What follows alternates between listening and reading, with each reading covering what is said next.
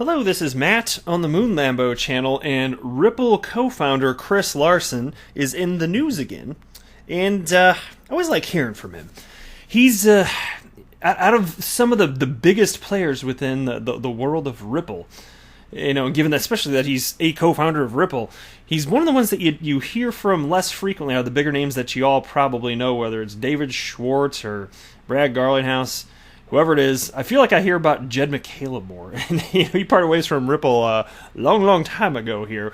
So anytime we get a chance to hear some perspective from him, I'm always looking forward to it here.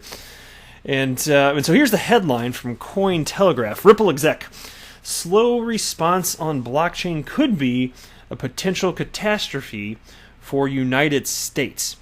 And part of the reason it's a pleasure to listen to him, and well, I mean, I guess it's true of pretty much any of the main figure guys at Ripple, is they take an adult approach. It's not down with banks, not down with government. I just cannot handle that tribe. I really cannot.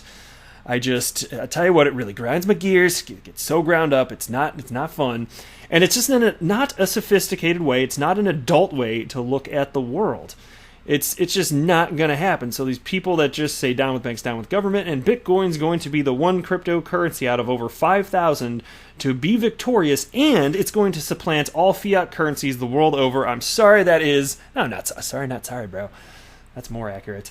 It's not going to happen, okay? Your little vision of unicorns, it's not a real thing there, okay? But anyway, I'm going to cover this. But before we go any further, if you would please delicately tap that like button. But don't get all smashy with it. I'm looking at you, Mr. Muscles. I get it. You got some big biceps. Very impressive. I get it. You've been getting your swell on at the gym. Super cool. But you don't got to smash it. Just a delicate tap will do just as effective. And you do not run the risk of breaking the button. If you do break the like button, you are liable for any repair/replacement expenses. I know that's rough. It's some tough love on the Moon Lambo channel. That is the policy. And also go ahead and subscribe if you have not done so. Because why the hell not? I mean, it's free, right? The price is right. You can even return it if you don't want. The way to return it if you don't want it is just unsubscribe. I'm like Walmart. Walmart takes anything back. I always joke about that. You can return an open package of bologna. I'm telling you, man, try it. They will take it back. I guarantee it. Thank you to XRP Crypto for sending this story my way. I very much appreciate it. Excuse me, and let's go ahead and dig in now. In a recent interview with Wall Street Journal, reporter Paul Vigna, I might be saying that right. Is it like a silent G, or is it Vigna? Vigna? It's probably Vigna, right? I don't know. I'm going with that. Ripple's co-founder and executive chairman Chris Larsen said that the United States has been slow to the game in terms of experimenting, implementing, and regulating the blockchain and cryptocurrency industry. Larsen said that the U.S. must change its viewpoint toward blockchain and cryptocurrency, as the industry is already past the 2017 and 2018 hype. The war against initial coin offering scams is won, he said. And now regulators must address the industry so that they can compete with China's blockchain and cryptocurrency progress. Now, according to Larsen, U.S. regulators have so far only helped China get ahead by, quote, officially giving clarity to the two protocols effectively controlled by Chinese miners, Bitcoin and Ethereum. Well, how about that? That's an undeniable truth of life that Bitcoin maxi trolls do not want to admit. And you know what they'd say? They'd say, it's not true. Not true. And that's their stance. It's just not true. Okay? Now, if regulators fail to provide more clarity on blockchain, cryptocurrencies, and the supporting technologies that will power the next generation global financial system, the U.S. could face a potential catastrophe. Larsen warned, which is why they've made this comparison before, and I always think of it too. It's just the concept of what if the United States behaved like this when with the proliferation of the internet back in just think the mid 90s. What if people were like, I don't know. What if federal regulators are like, we better shut this thing down?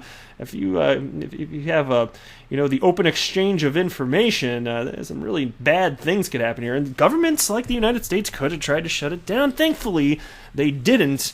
So why not be as open with cryptocurrency. Maybe they feel like there's even more to lose with this, since the United States dollar is the global reserve currency. They are aware of the concept, and they have talked about this. This isn't some sort of conspiracy theory. They've openly talked about this, that they understand conceptually that a cryptocurrency could threaten the dollar in terms of dominance. But they also say that to this point, there is no immediate threat, and I think that is true. They just recognize that down the road, I mean, things could unfold in such a way that it would seem unlikely, perhaps implausible to some today. But I always say, don't say something can't happen just because it has not happened to this point. That's kind of a silly way of looking at things. New things happen all the time. Tell you what, ask somebody 100 years ago if we'd have a space station. They would say no. You will not have a space station in 100 years. You will not go to the right. Don't you think the average person 100 years ago in 1920 had barely been flying? At that point. Anyway, China is quite visibly ahead of the United States when it comes to adopting and investing in blockchain and digital currency. As the two countries head into a technology Cold War, China having control over the global financial system can prove devastating for the financial power held by the U.S. today, said Larson. He further warned that in such a case, China may curb America's power to make defense payments to its allies or block American banks and companies with a low, quote, a Chinese social credit score, and control the settlement time for their payments. And guys, these are actual real threats, and if any of this sounds kooky to you, you might want to think a little bit bigger. And I suspect with the XRP community, there's probably not too many people that think that it's completely outlandish. Not that things are going to unfold like this, but it's certainly worth being aware of how things could potentially unfold. But even if there was a small chance that China could do that, the U.S. must keep a check on it and ensure that they are involved in this sphere to provide strong competition to the country, Larson concluded. Now, in the piece from You Today, which also covered this, they had this little subheading here, and part of it was interesting to me. It's under, I think it was down here. Here we go. Taking a cue from the Clinton administration. It's not because it has anything to do with the Clintons. But he says that the U.S., Chris Larson here, needs to treat this next-gen finance in the same way it dealt with the internet boom in the 90s to let it thrive.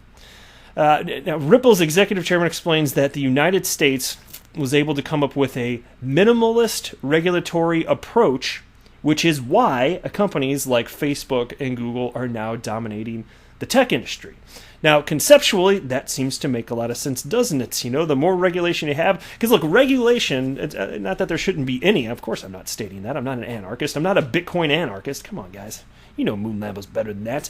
But there's such a thing as too much regulation, because that can become a hurdle, which would be a deterrent to businesses wanting to operate in that particular capacity in the United States. And so you could have done that absolutely with the internet, which is what I was getting at a little bit earlier.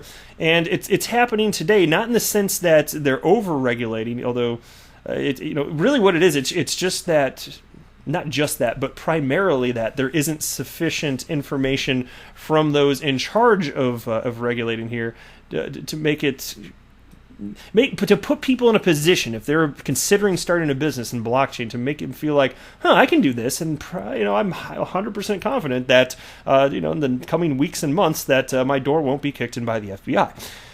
Because that was the thing. Like, it sounds kind of funny, maybe, perhaps, but you can think back to even Bob Way was Ripple's 10th employee.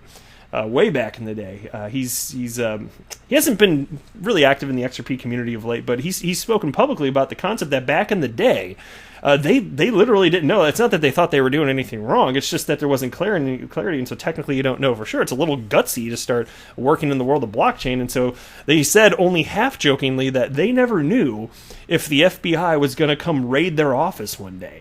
And it's like he kind of chuckled about it. I remember that, but it's not like he's purely joking. It's like, this is not outside the realm of possibility. Now, that's a scary concept, so hopefully you can kind of figure this out sooner than later. But I'll tell you one thing you do not want to happen is for China to get the upper hand on this. I mean, certainly not if you're in the United States. That's just, and I am in the United States. I'm in the good old Midwest here. And so I'd I'd prefer for that not to occur. So it's ethnocentrism at work. Yay! But that's it for this video. Thank you for stopping by, my friends. Feel free to drop a comment below. I do enjoy hearing from you all. I am not a financial advisor. Do not buy or sell anything because of anything that I say or write. That would be a very, very, very bad idea. Until next time, to the moon, Lambo!